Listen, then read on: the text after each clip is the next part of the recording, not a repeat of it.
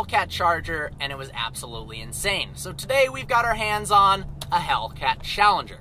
Now, as a reminder, both cars have a 6.2-liter supercharged Hemi V8, which stock produces 707 horsepower and 650 pound-feet of torque.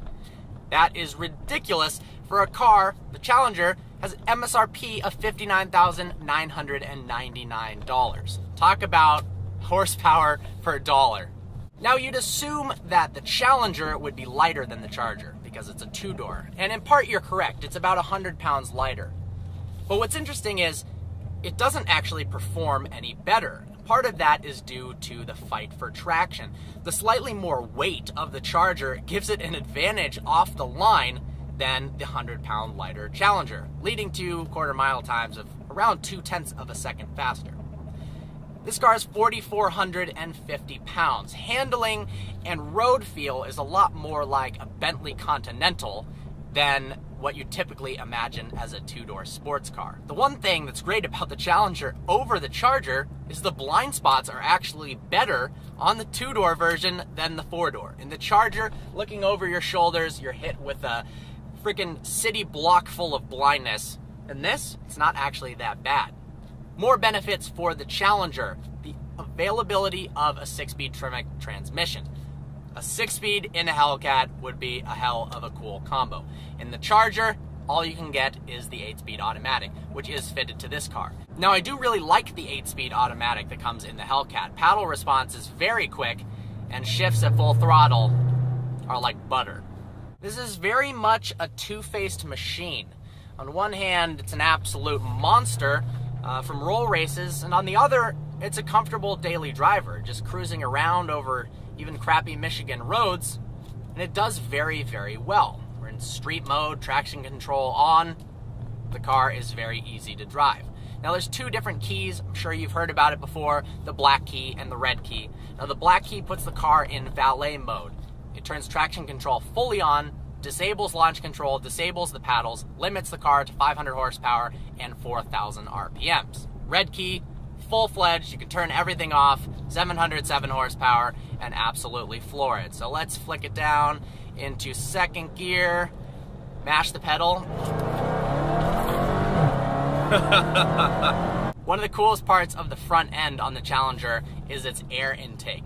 On the inside, driver's side headlight, it's actually has a pass-through to allow airflow into the engine. SRT designed this to keep the front end a little bit more simplistic, and well, it's pretty damn badass. With 707 horsepower, you've got to be able to slow down, and the Hellcat does that very, very well, thanks to full Brembo brakes. You've got 6-piston, 15.4-inch discs in the front, and 4 pistons in the rear. That means when you slam on the brakes,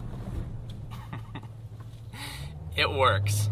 The exterior of the Challenger is extremely aggressive. It looks awesome just like the Charger does.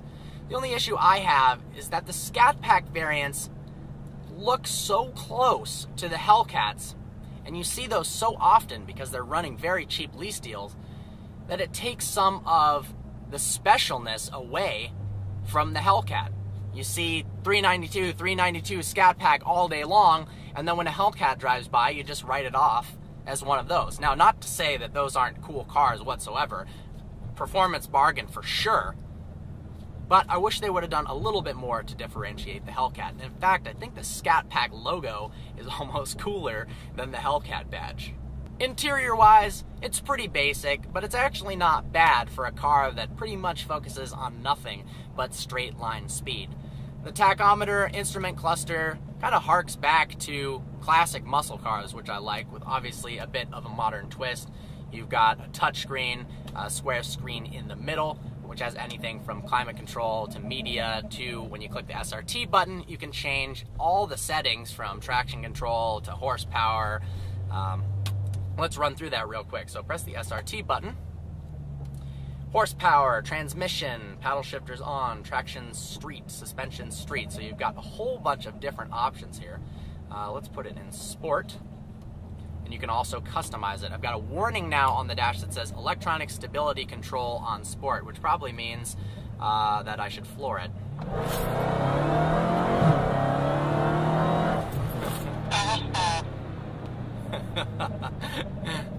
Wow, alright. This car is insanely fast, and surprisingly, with these Nitto tires on the rear, it hooks pretty damn good for a 707 horsepower rear-wheel drive car. Whew! There's nothing like big V8 power.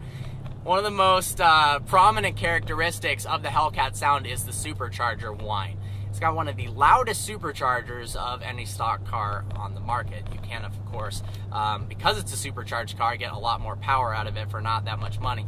This has a Borla exhaust, which sounds absolutely insane, and is pretty deafening when someone does a drive-by. Before this review, I actually thought for sure that I'd rather have the Charger than the Challenger, because the Charger is even more two-faced. It's a sedan. Yes, it looks aggressive, but it's got 4 doors, yet can destroy supercars on the highway. But after driving the Challenger, I actually like it more. I think if I were to get a Hellcat, it would be a Challenger with the 6-speed manual transmission. It puts the power down better than you would think for a car like this, and you can actually push it through turns pretty decently. Flying up to this sharp left-hander, flick a few downshifts.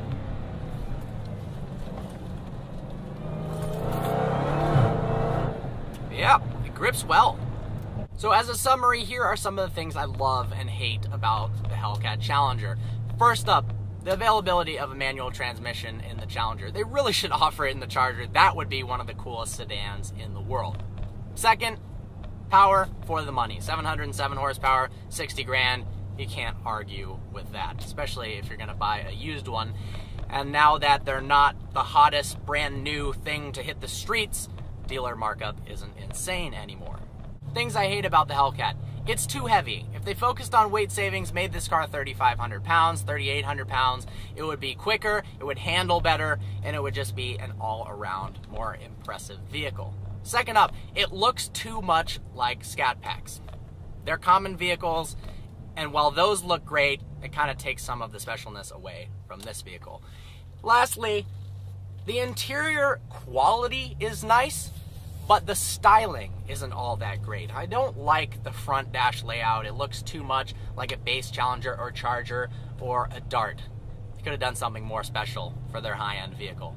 With that, I love this car. I hope you enjoyed this review. Like always, please browse our channel and subscribe. Look forward to seeing you next video.